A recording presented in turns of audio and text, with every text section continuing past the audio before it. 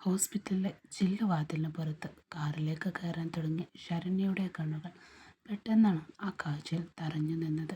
അകത്ത് വസുദേവന്റെ ക്യാബിന് മുന്നിൽ ദേവശ്രീ കിച്ചുവിനെ വായുവിലോർത്തി കളിപ്പിക്കുന്നു. ദേവശ്രീയുടെ കഴുത്തിൽ കെട്ടിപ്പിടിച്ച് കിലുക്കാപ്പെട്ട് ചിരിയോടെ അവളോട് കൊഞ്ചുന്ന മകനെ കണ്ടതും ശരണ്യയുടെ ഉള്ളിൽ അസൂയ വന്നു.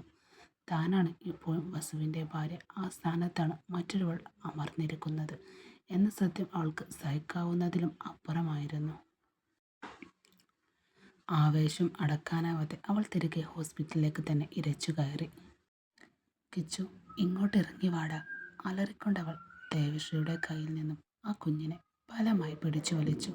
പ്രതീക്ഷിക്കാത്ത നേരത്തുള്ള ആ ആക്രമണത്തിൽ പേടിച്ചു പോയ കിച്ചു ദേവശ്രീയുടെ സാരിൽ മുറുക്കി പിടിച്ച് നിലവിളിക്കാൻ തുടങ്ങി.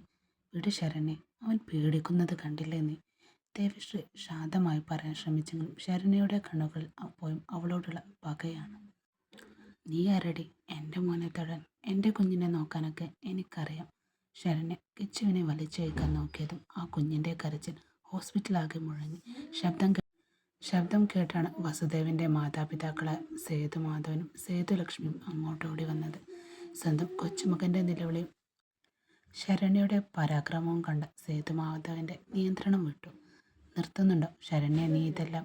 നിനക്ക് ലജ്ജയില്ലേ ഈ പ്രഹസനങ്ങളൊക്കെ കാട്ടാൻ, അതും ഈ ഹോസ്പിറ്റലിൽ വെച്ച്? സേതുമാധവൻ്റെ ഗർജനം കേട്ട് ശരണ്യ ഒരു നിമിഷം തരിച്ചു നിന്ന് പോയി. സേതുലക്ഷ്മിയോട് വന്ന് കിച്ചുവിനെ ശരണ്യയുടെ പിടിയിൽ നിന്നും മോചിപ്പിച്ച് നെഞ്ചോട് ചേർത്തു. ശരണ്യയെ നോക്കി അവർ വിറക്കുന്ന ശബ്ദത്തിൽ പറഞ്ഞു, നീ ഇന്ന് വരെ ഇവനെ ഒന്ന് സ്നേഹിച്ചിട്ടുണ്ടോ ശരണ്യെ? ഒരു ഉമ്മ കൊടുക്കാനോ ഒന്ന് മടിയിലിരുത്തി നിനക്ക് തോന്നിയിട്ടുണ്ടോ? എല്ലാം ഞങ്ങളായിരുന്നില്ലേ അവനെ നോക്കിയത്? ഇന്നേ വരെ ഇവനോട് സ്നേഹത്തിൽ പെരുമാറാത്ത നീ ഇന്ന് ഈ പാവം കുഞ്ഞിനെ വേദനിപ്പിക്കുന്നത് എന്തിനാടി? എൻ്റെ മകനെ നീ മാത്രമല്ല നിന്റെ അച്ഛനും കൂടി ചേർന്ന് ചതിച്ചു. സേതുമാധവൻ്റെ വാക്കുകളിൽ വർഷങ്ങളായുള്ള ദേഷ്യം ഇരമ്പുകയായിരുന്നു. മറ്റൊരു പുരുഷൻ്റെ കൂടെ കിടക്ക പങ്കിടുമ്പോൾ നീ മറന്നു പോയതാണ് ഈ കുഞ്ഞിനെയും നിന്നെ വിശ്വസിച്ച നിന്റെ ഭർത്താവിനെയും. ആ നീ ഇന്ന് മാതൃത്വത്തിൻ്റെ പേരും പറഞ്ഞ് ഇങ്ങോട്ട് വരരുത്. ദേവശ്രീയോടുള്ള അസൂയല്ലടി നിനക്കിതൊക്കെ?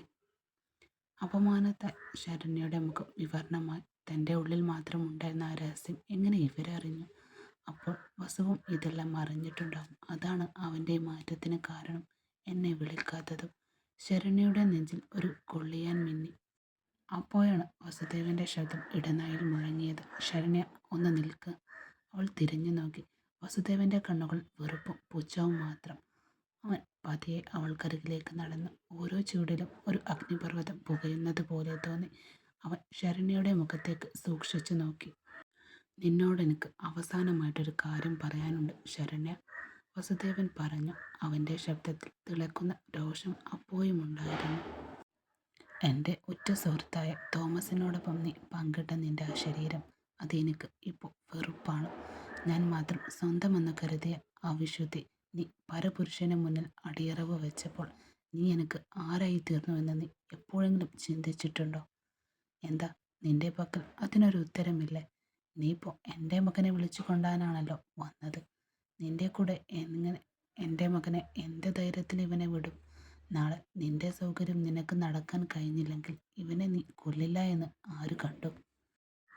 ഒരു ഭാര്യ ഭർത്താക്കന്മാർ എന്ന നിലയിലുള്ള എല്ലാ ബന്ധവും അന്നേ ഞാൻ ആ നിമിഷം മുതൽ നിന്നിൽ നിന്നും മുറിച്ചു മാറ്റിയിരുന്നു. അവനൊന്ന് നിർത്തി ശരണ്യയുടെ കണ്ണുകളിലേക്ക് ആഴ്ന്നിറങ്ങിയ നോട്ടത്തോടെ വീണ്ടും ചോദിച്ചു പോയി, പിന്നെ ഈ കുഞ്ഞ് കിച്ചു, അവനെ നീ എപ്പോഴെങ്കിലും ഒരമ്മയുടെ സ്നേഹത്തോടെ കണ്ടിട്ടില്ല?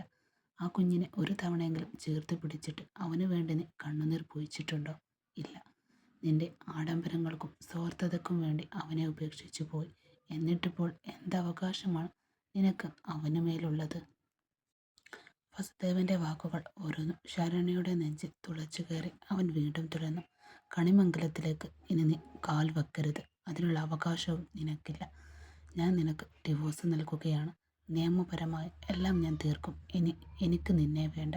ഇനി ഒരിക്കലും നീ എന്നെ കാണാൻ ശ്രമിക്കരുത്.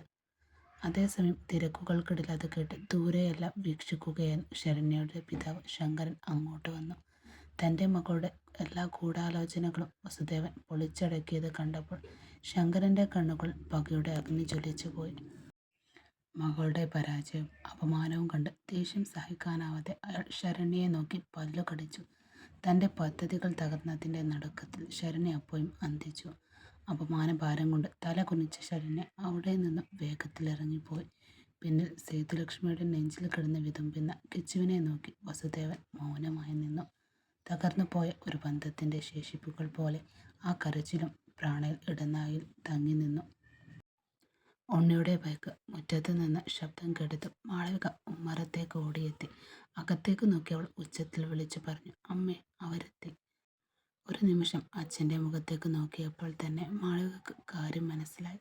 അമിതമായ ക്ഷീണവും തളർച്ചയും അയാളെ വല്ലാതെ ബാധിച്ചിരിക്കുന്നു. കഴിഞ്ഞ 2 ദിവസമായി ലോകകപ്പിലായിരുന്ന തളർച്ചയ്ക്കപ്പുറം ചെയ്യാത്ത തെറ്റിൻ്റെ പേരിൽ അനുഭവിക്കേണ്ടി വന്ന മാനസിക വേദന അയാളുടെ ശ്വാസം അപ്പോഴും മുട്ടിക്കുന്നുണ്ടായിരുന്നു. അടുക്കളയിൽ നിന്ന് പാർവതിയമ്മ തിരക്കിട്ട് ഉമ്മറത്തേക്ക് വന്നു. ഹരിദാസിൻ്റെ തളർന്ന മുഖം കണ്ടതും അവരുടെ നെഞ്ചൊന്ന് പിടഞ്ഞു. കണ്ണു നിറഞ്ഞു വന്നത് കണ്ട് മറ്റാരും കാണാതിരിക്കാൻ അവർ പെട്ടെന്ന് തന്നെ സാരി തലപ്പ് കൊണ്ട് മുഖം തുടച്ചു മാറ്റി. നീ എന്തിനാ പാർവതി ഇങ്ങനെയൊക്കെ ചെയ്യുന്നത്? മക്കളും കൂടി സങ്കടപ്പെടുത്താനാണോ? ഹരിദാസ് പതിഞ്ഞ ശബ്ദത്തിൽ ചോദിച്ചു. അപ്പോഴേക്കും ബൈക്കിൽ നിന്നിറങ്ങിയ അഞ്ജലിയും ഉണ്ണിയും ഇറങ്ങി.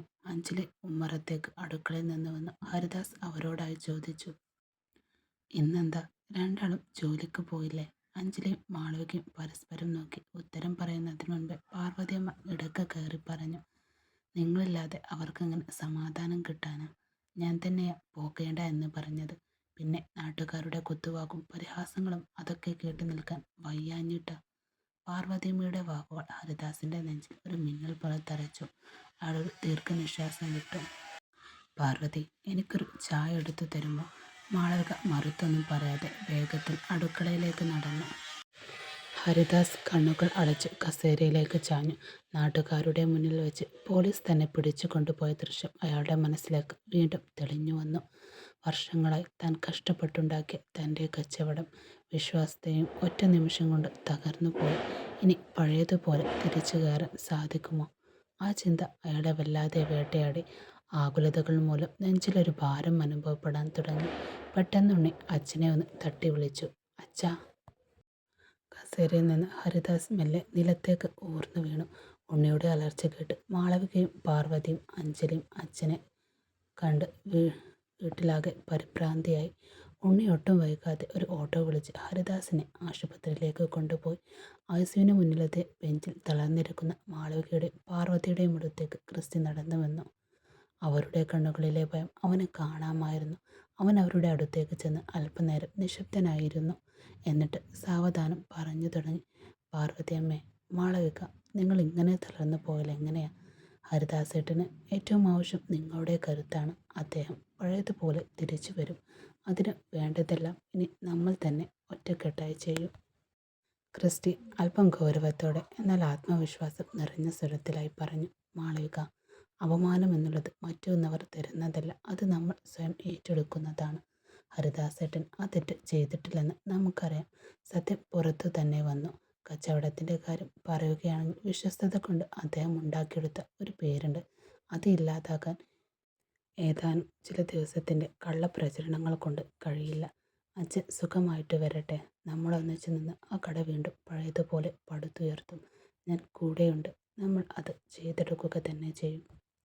അവൻ പാർവതിയമ്മയുടെ തോളിൽ കൈവച്ച് ചേർത്ത് പിടിച്ചു. അമ്മേ, കരയാതിരിക്ക്. ഹരിദാസേട്ടൻ വരുന്നത് പുതിയ തുടക്കത്തിലേക്കായിരിക്കും.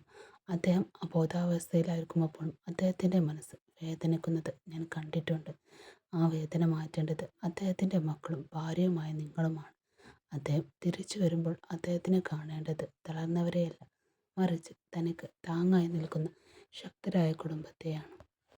അല്പസമയത്തിന് ശേഷം നേഴ്സ് പുറത്തു വന്നു. ഹരിദാസേട്ടൻ കണ്ണു തുറന്നുവെന്ന് സംസാരിക്കാൻ തുടങ്ങിയെന്നും അവർ അവരെ അറിയിച്ചു. ക്രിസ്റ്റി എഴുന്നേറ്റ് മാളവികയോടായി പറഞ്ഞു, പോവൂ, അച്ഛനെ പോയി കാണാം. അദ്ദേഹത്തിനോട് പറയണം പുറത്ത് കാത്തിരിക്കാൻ അദ്ദേഹത്തിൻ്റെ ഏറ്റവും വലിയ കരുത്തുണ്ടെന്ന്. ബാക്കി നമുക്കെല്ലാം പിന്നീട് സംസാരിക്കാം. ആ വാക്കുകൾ നൽകിയ ധൈര്യത്തോടെ മാളവികയും പാർവതിയും ഐസിയുലേക്ക് നടന്നു. അവരുടെ കാലടികൾ പഴയതിനേക്കാൾ ഉറപ്പുണ്ടായിരുന്നു. ക്രിസ്റ്റി പുറത്ത് അടുത്ത ഇനി എന്ത് നീക്കങ്ങൾ ഞാൻ ചെയ്യുമെന്ന് ആലോചിച്ച് ചിന്താഭാരത്തോടെ അവനും നിന്നു.